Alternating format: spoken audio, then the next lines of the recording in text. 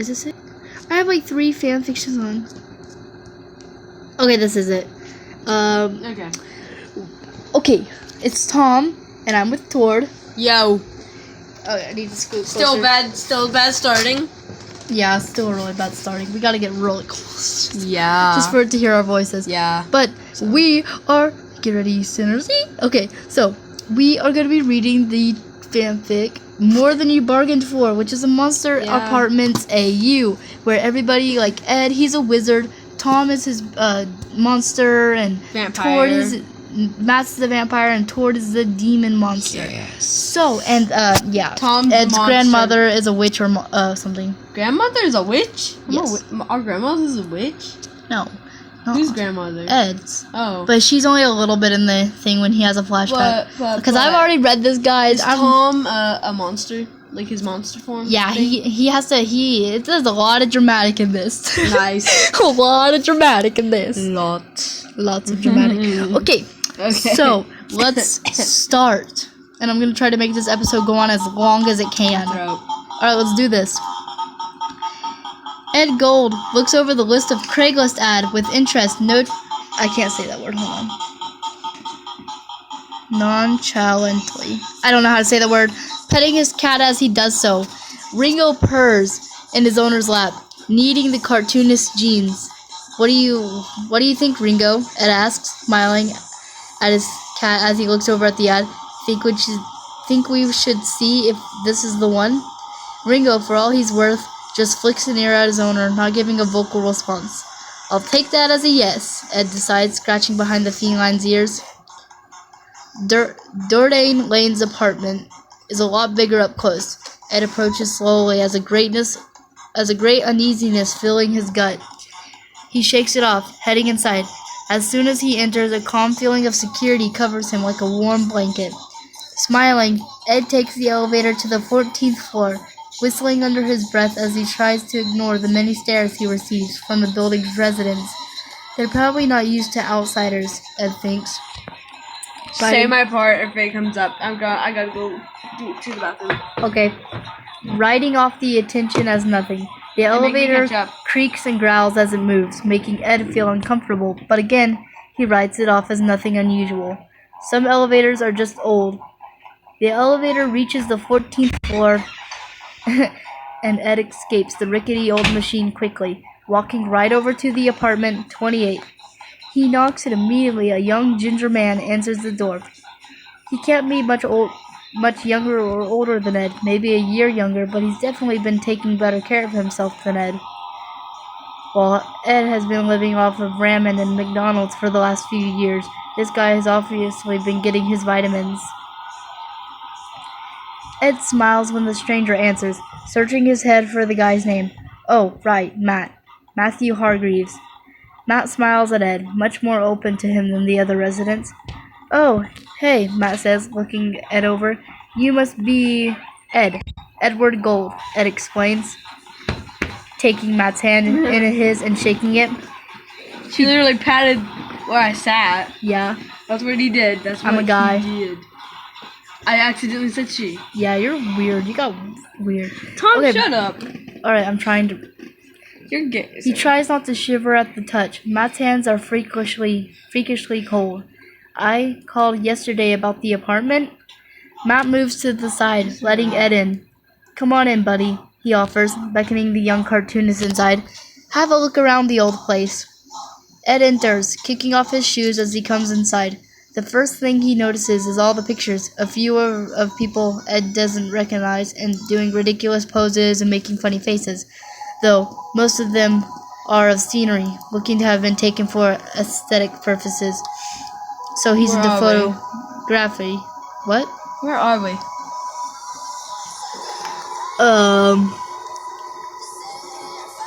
Let's see.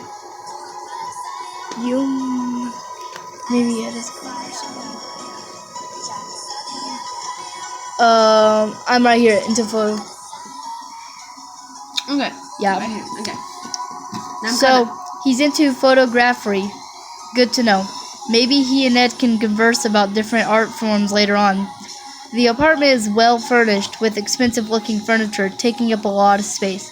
It really makes him wonder why Matt isn't living in a more elegant apartment building. Ed shrugs it off, assuming that it has to do with wherever Matt works or something of the like. It's not always this clean. My neighbor Tord made me clean up before you could come over, Matt admits, chuckling in embarrassment. Sorry if I trashed the place sometimes. That shouldn't be a problem, Ed assures, looking around with fascination. No, Ed assures, looking around with fascination in his eyes. He moves into an open room, finding it empty. This must be the room for lease. Hey, is this the extra bedroom? Which one are you in? Matt walks over to stand beside Ed. Oh, yes, this is it. You'll have to furnish it yourself, but I hear that Tom next door is getting rid of his old bed. Maybe you can ask him for it if you move in. That sounds awesome, Ed agrees, leaving the room in peace. If he moves in, he's gonna see if Matt will let him paint the walls of the bedroom green. Anything else I should see? You can look around the kitchen and bathroom if you want. My bedroom is off limits unless you move in, Matt explains, showing Ed into the kitchen. There isn't much work in here. I'm not much of a cook, and I'm sure you figured out by now. Ed raises an eyebrow at that. Why would he assume that Matt wasn't good at cooking? After all, Matt appears to be in really good health besides his pale skin. He's a vampire, that's why. So, wouldn't Ed figure him to cook his own meals? Well, I can cook, Ed offers after a moment of awkward silence. I think my mom will give me some of the kitchen equipment when I move out. Matt smiles at that, but now he seems to be eyeing Ed. Not like he's not sure what he's talking to anymore. Maybe he was just expecting someone different. Ed thinks. Someone again. Once again. Someone again. Help me. Once again brushing off Matt's strangeness. Ed looks around, smiling to himself. Yeah, I think this might be it, he confirms, grinning at Matt. I do have a cat, is that okay? He's super friendly, so he shouldn't bother you. That's fine, so long as it's not a dog. The lads downstairs can't stand dogs. Matt shivers as if he was remembering. The way I said remembering. Help me, I'm dying. 7 minutes. Right, something horrible before he composes himself and shakes Ed's hands again. Skin still freezing to the touch. I look forward to living with you, Ed. Ed, that's my accent kicking in. Where is me? You'll be in a little bit. I think, yeah. I am not in this. Ed nods, and for the next 2 hours they converse about their own lives. Matt isn't a photographer after all, Ed learns, and isn't even really interested in art. Matt apparently is a nurse who works at night shifts at a local hospital. That surprises Ed. Guy just didn't look the type to have a medical degree. Like not even but he doesn't, me, just like a narrator and like he doesn't think much of it. After a while, Ed makes to leave, promising Matt that he'll warn his folks and move in with him by next week. Just as he's leaving the apartment, Ed bumps into one of Matt's neighbors. This is Tom. The guy is much shorter than Ed, almost embarrassingly so. But that's not what catches Ed's attention. No, I'm imagining Tom like right now. He's like a midget. No, that's not mean. That's not what catches Ed's attention. No, it's the guy's pitch black eyes. There's no white in them at all, just pure blackness. Sup, the guy greets, looking very tired as he takes a swig from a flask in his hand. Ed scrunches up. Oh my goodness, he has a flask. I know. Ed scrunches up his face at the sight. Great, he's got an alcoholic for a new neighbor. You must be the guy. Alcoholic. You must be the guy Matt was saying was checking out the place. Off right now. I'm Tom. He doesn't offer his hand or anything. His black as night eyes locked onto Ed's face. See ya, he mutters after a moment, leaving Ed alone as he walks into the apartment next door to Matt's. Strange. Ed stares at Tom's apartment door for a good few minutes before walking away, feeling like he's just seen a ghost or something. No matter though, Matt is nice and Ed doesn't have to pay much for rent. And he even gets to bring along Ringo. Ed whistles to himself again in the elevator as he leaves, feeling like this is a really good decision on his part. You're in it in a little bit, I think. In a little bit, I think I'm in. I'm not sure. I don't think I'm in it. It doesn't say I'm in. You're actually in it a lot, but like not like probably. This chapter, I'm not in it. Probably. Yeah, probably not. Decision. Dang, this chapter's long. I know. I'm gonna have to end it right when it like touches 10 or 12 or something. Okay, Ed moves in the next Friday. Matt coming outside to his car to help him unload. Despite the sudden heat wave, Matt is wearing long sleeves and gloves, leaving no skin uncovered except for his face. He keeps an umbrella over his head the whole time while outside. See, told you, he's a vampire. Though there hasn't been a single cloud in the sky all day. Maybe he sunburns real easy, Ed thinks. That's not the only thing that throws Ed off, though. Ringo doesn't like Matt one bit, hissing and clawing viciously at the taller man. It's quite surprising, considering the fact that Ringo is the most mild-tempered cat that Ed's ever known. Perhaps the move was getting to Ringo, or perhaps he still smells a bit like his old pet dog. No, the reason he's not like Matt is because he's a vampire. And cats don't like freaking vampires.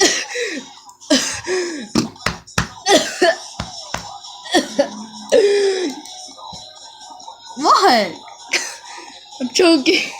Hey, did you not hear me just choking on my drink? Are you okay there? Did everybody type in the comments if you heard me just now choking on my drink? Like, my God, it went. He mentioned an issue with dogs earlier, but Matt never specified who in the complex owned it. The neighbor Ed met during his last visit to the new apartment. His name is Thomas Ridgewell, according to Matt. Watches Matt and Ed work the entire time, walking with them while they move stuff from Ed's trunk all the way into his room.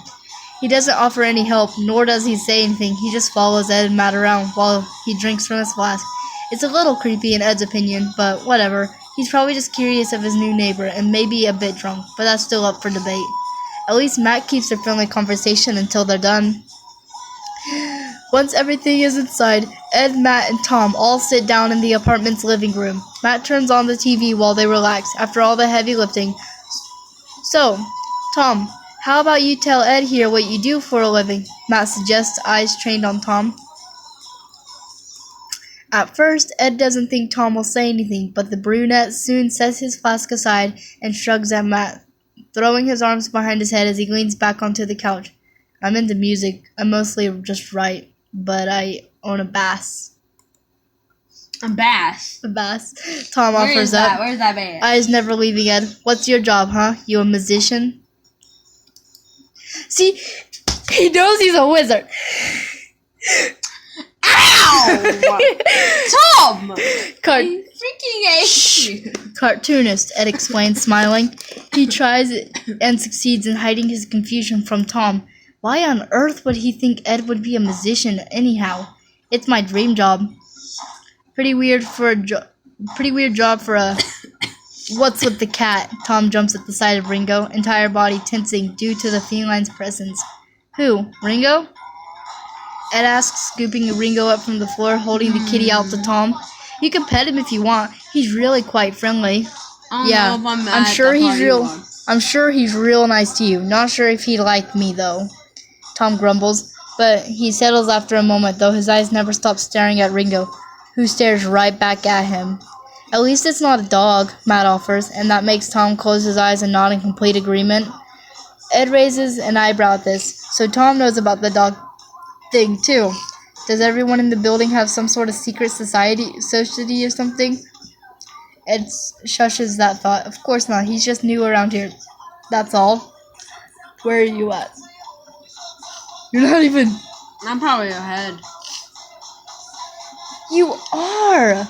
Boy! I'm a fast reader.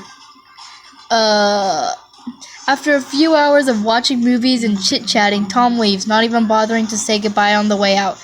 By that time, Ed and Matt have moved into the kitchen. Matt heating up some pizza for Ed while his new roommate leans on the kitchen's countertop. Ed watches Tom leave before he looks to Matt, appearing concerned. Is that Tom fellow alright? He asks, genuinely concerned for his new neighbor. He seems out of it.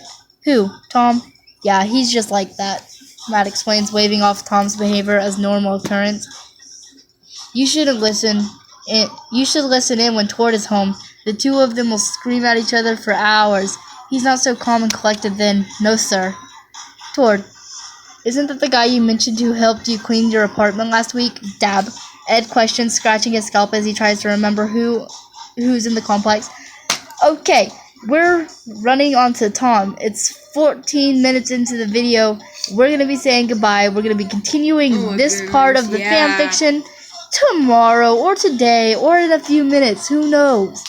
But that's all for now. Goodbye, guys. Very hard. Yeah, goodbye, guys. Bye.